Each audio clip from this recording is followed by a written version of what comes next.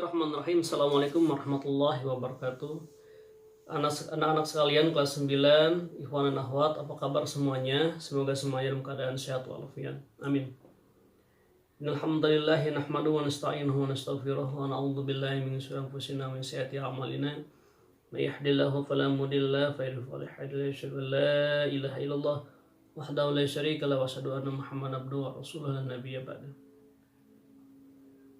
Segala puji bagi Allah yang senantiasa masih memberikan kita kesempatan untuk tetap menuntut ilmu. Salawat dan salam mudah-mudahan selalu tercurahkan kepada junjungan Nabi besar kita Muhammad SAW, kepada keluarganya, para sahabatnya, dan juga pada umatnya hingga akhir zaman. Anak-anak sekalian, sebelum belajar marilah kita berdoa terlebih dahulu agar ilmu kita bermanfaat.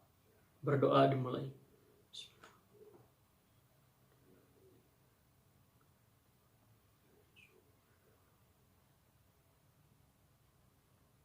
Amin, selesai. Anak-anak sekalian, pada kesempatan ini di pelajaran Sirah Nabawiyah kita akan membahas mengenai perjanjian Hudaybiyah. Perjanjian Hudaybiyah. Perkembangan kaum muslimin di Jazirah Arab sudah mulai mengalami kemajuan. Sinyal-sinyal kemenangan kaum muslimin semakin terlihat. Hal tersebut diakibatkan oleh ajaran-ajaran agama Islam yang mengarahkan kepada kebaikan. Perkembangan dakwah Islam di luar kota Mekah menjadi sinyal-sinyal kekuatan kaum muslimin semakin besar. Namun, kaum muslimin awal mula hijrah dari kota Mekah ke Madinah. Selama 6 tahun beliau tinggal di Madinah. Terasa kerinduan mereka untuk melaksanakan ibadah di kota Mekah. Tentu niat tersebut tidaklah mudah, karena kaum musyrik, kaum Quraisy di Mekah pasti akan menghalangi mereka untuk masuk ke kota Mekah. Melalui sebuah mimpi, Rasulullah SAW melaksanakan ibadah ke Mekah. Dengan mimpi tersebut beliau menceritakan kepada para sahabat bahwa beliau melaksanakan ibadah ke kota Mekah. Lalu kemudian para sahabat menanggapi dengan sangat gembira, dan mereka meyakini bahwa mereka tahun ini akan melaksanakan ibadah di kota Mekah. Kerinduan mereka terhadap kota Mekah membuatkan niat tekad mereka untuk segera melaksanakan ibadah. Kemudian tidak lama kemudian Nabi Muhammad SAW mengumumkan hendak melaksanakan umrah. Maka mereka melakukan persiapan untuk mengadakan perjalanan jauh. Orang Badui yang mendengar niat tersebut mulai berdatangan untuk bergabung melaksanakan ibadah umrah. Kemudian Rasulullah SAW pergi meninggalkan kota Mekah dengan menaiki sebuah onta beliau yang bernama Al-Qaswah. Sementara itu Madinah diserahkan kepada Ibnu Ummi Maktum ataupun Numailah Al-Haisi. Keberangkatan beliau tepat pada hari Senin tanggal 1 Dzulqa'dah 6 Hijriah. Di antara istri beliau yang ikut adalah Ummu Salamah. Adapun jumlah para sahabat yang ikut berkisar sebanyak 1.400 orang. Namun ada yang mengatakan sampai 1.500 orang. Mereka berangkat tanpa membawa senjata apapun, kecuali senjata yang bisa dibawa oleh para musafir, yaitu pedang yang dimasukkan ke dalam sarungnya. Karena beliau Muhammad SAW memang berniat untuk melaksanakan umrah, tidak melakukan sebuah peperangan dan sebagainya. Niat beliau memang murni untuk melaksanakan ibadah umrah. Nah, di tengah perjalanan tersebut, tentu kaum musyrik Quraisy tidak akan berdiam. Pasti mereka akan selalu mengincar Rasulullah SAW. Orang-orang muslim mulai bergerak ke Mekah. Mereka mulai bergerak ke arah Mekah, dan setibanya di Dzulhulaifah, mereka menandai hewan-hewan kurban mereka dengan sebuah tali yang diikatkan ke lehernya, kemudian diberi tanda. Lalu kemudian Rasulullah SAW pun menggunakan pakaian ihram agar orang-orang yang lainnya tidak menyerang Rasulullah SAW. Kemudian setelah itu Rasulullah SAW mengutus seorang mata-mata dari Huja'ah dikirim ke pasukan kaum Quraisy untuk mencari sebuah informasi. Lalu kemudian didapatkan sebuah informasi yang sangat mengejutkan, yaitu orang-orang Quraisy akan tetap memerangi Rasulullah SAW dan menghalangi kaum muslimin yang lainnya untuk masuk ke kota Mekah. Kemudian Rasulullah SAW meminta pendapat kepada para sahabatnya dengan bersabda, setujukah kalian jika kita condong kepada kaum kerabat yang telah membantu mereka, lalu kita membasmi mereka? Kalaupun mereka diam, sebenarnya diamnya itu karena takut dan tak berdaya. Kalaupun mereka bisa selamat, di sana masih ada sekian banyak nyawa yang siap dicabut oleh Allah. Ataukah kita harus memasuki Makkah dan siapapun yang menghalangi, kita akan memeranginya? Lalu kemudian sahabat Rasulullah SAW, Abu Bakar Siddiq, berkata, Allah dan Rasulullah yang mengetahui. Lalu beliau bersabda, kalau begitu lanjutkan perjalanan. Rasulullah tetap melanjutkan perjalanan meskipun dalam ancaman kaum Quraisy yang akan memeranginya dan menghalangi mereka masuk kota Mekah. Karena niat tekad dan mereka untuk melaksanakan ibadah ke kota Mekah. Lalu kaum Quraisy tidak tinggal diam, mereka mengutus pasukan berkuda sebanyak 200 orang yang dipimpin oleh Khalid bin Walid untuk menghalangi Rasulullah SAW dan kaum muslimin yang lainnya masuk kota Mekah. Kemudian Khalid bin Walid melihat di tengah perjalanan kaum muslimin sedang melaksanakan sholat zuhur. Dia berkata, mereka pasti lengah. Andaikan kita menyerang mereka secara serentak, tentu kita bisa menghalangi mereka. Dia pun memutuskan untuk menyerang kaum muslimin ketika hendak melaksanakan sholat.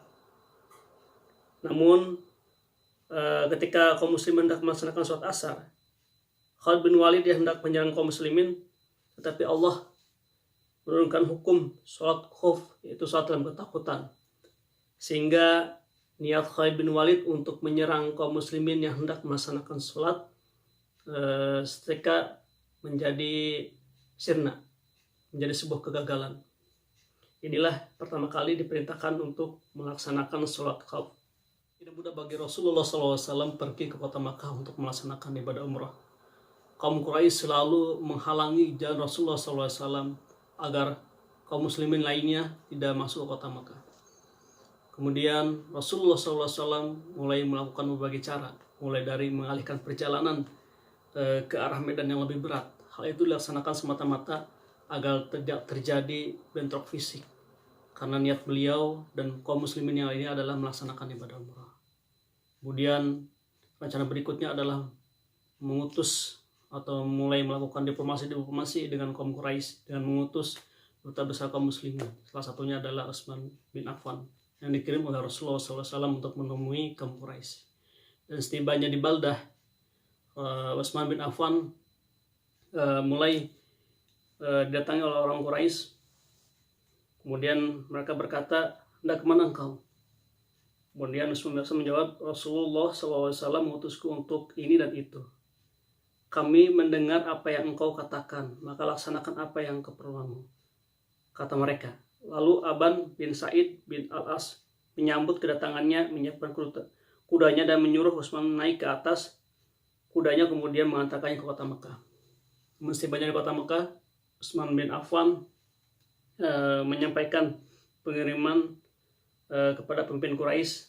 Sebenarnya mereka menawarkan kepada Utsman bin Affan untuk melaksanakan tawaf di Ka'bah. Tetapi Utsman menolak tawaran ini. Dia tidak akan tawaf sebelum Rasulullah SAW tawaf. Cukup lama sekali Utsman bin Affan ketika diutus untuk kaum Quraisy. Di sana mereka kaum Quraisy menahan Utsman bin Affan sebetulnya, sehingga tercetuslah isu terbunuhnya Utsman bin Affan. Kemudian setelah itu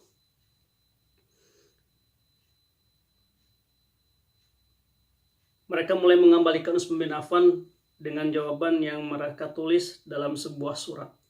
Karena cukup lama Utsman tertahan di pihak Quraisy, maka tersiar kabarlah tadi Utsman bin Affan telah terbunuh. Maka Rasulullah SAW bersabda, kita tidak akan beranjak sebelum membereskan urusan mereka. Setelah itu beliau memanggil para sahabat yang lainnya untuk melaksanakan baiat. Maka mereka berkumpul di kelilingnya dan mengucapkan baiat untuk tidak melarikan diri. Bahkan ada di antara mereka yang melakukan baiat untuk bersedia mati. Yang pertama kali mengucapkan baiat adalah Abu Sa'id Al-Asadi, sementara Salamah bin Al-Aqwa mengucapkan baiat di hadapan beliau untuk bersedia mati hingga 3 kali. Sekali dia ucapkan di depan kerumunan orang, sekali di tengah kerumunan orang, dan sekali di belakang kerumunan orang. Dalam baiat itu beliau memegang tangannya sendiri lalu berbaiat. Ini mewakili Utsman. Setiap proses baiat yang selesai, Utsman bin Affan muncul. Lalu dia berbaiat kepada beliau. Hanya seorang saja yang tidak ikut dalam proses baiat ini. Dia dari golongan orang-orang munafik. Namanya Jad bin Qais. Baiat ini dilaksanakan oleh Rasulullah SAW di bawah pohon. Umar memegang tangan beliau, sedangkan Maqal bin Yasar memegang dahan pohon agar tidak mengenai beliau. Inilah baiat Ridwan yang karenanya Allah menurunkan dalam sebuah surat Al-Fat ayat 18. Laqad bismillahirrahmanirrahim laqad radiyallahu 'anil mu'minin id yubayyi'unaka tahta as-sajarah. Sesungguhnya Allah telah ridho terhadap orang-orang mukmin ketika mereka berjanji setia kepadamu di bawah pohon. Itu tercantum dalam surat Al-Fat ayat 18. Inilah perjalanan yang sangat sulit dilakukan oleh Rasulullah SAW yang hendak melaksanakan ibadah umrah ke kota Mekah. Kemudian setelah itu tercetuslah perjanjian antara kedua belah pihak, yang mana isi perjanjian tersebut adalah pertama, Rasulullah SAW harus pulang pada tahun ini dan tidak boleh memasuki Mekah kecuali tahun depan bersama orang muslim. Mereka diberi jangka waktu selama 3 hari berada di Mekah dan hanya boleh membawa senjata yang bisa dibawa musafir, yaitu pedang yang disarungkan. Sementara pihak Quraisy tidak boleh menghalangi dengan cara apapun. Itu yang pertama.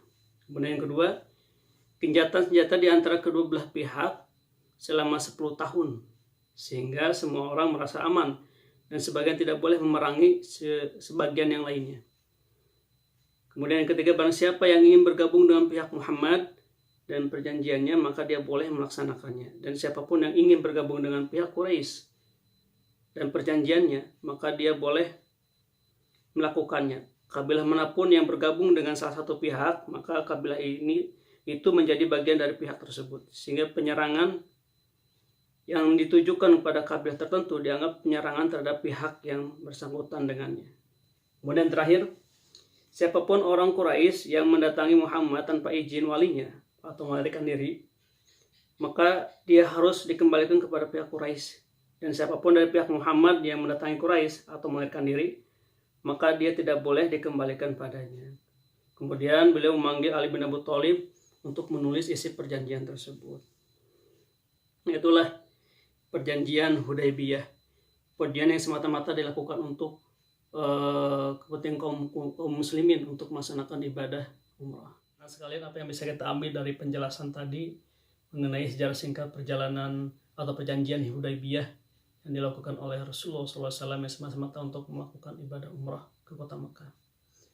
Kita harus meyakini bahwasanya Allah Subhanahu wa Ta'ala akan menolong kita dan tidak akan membiarkan kita dalam sebuah kehancuran apabila kita menyebarkan agama Allah di muka bumi ini.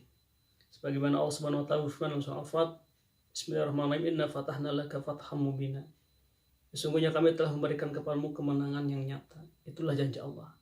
Nah, anak sekalian, setelah kalian menyaksikan dan menyimak penjelasan tadi, sebetulnya banyak informasi-informasi yang lebih detail disampaikan.